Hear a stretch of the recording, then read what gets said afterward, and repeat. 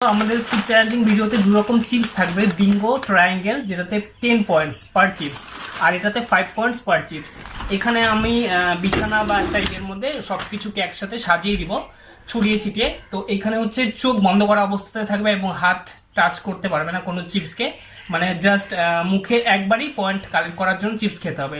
Suppose কেউ যদি দুটো বিঙ্গো চিপস তাহলে 20 পয়েন্ট, আর যদি এখানে দুটো লেস হয় তাহলে কিন্তু 10 হবে। মানে মেন মোটিভেশন এটাতেই থাকতে হবে যাতে বেশি পয়েন্ট কালেক্ট হয়। টাইম থাকবে 1 মিনিট। প্রথমে ভেবেছিলাম 2 মিনিট রাখবো, পরে ভাবা গেল যে 2 মিনিটটা খুবই বেশি হয়ে যায়, 1 মিনিট এনাফ, তাহলে খেলাটা একটু এনজয়েবল হবে। তো 1 মিনিট সময় থাকবে, এই 1 মিনিটের ভিতরে যে বেশি চিপস খেতে পারবে, মানে পয়েন্ট বেশি কালেক্ট হবে, সে হবে উইনার। আর উইনার যে হবে, সাপোজ ও যদি উইনার হয়, আমি যদি হেরে যাই, লুজার হই, তাহলে আমাকে 500 টাকার ওকে একটা ট্রিট দিতে হবে, মানে 500, এটা কনফার্ম। সেটা আমি 500 টাকা পে করবো, সেটা ও যে কোনো কিছু করতে পারে, সেটা কি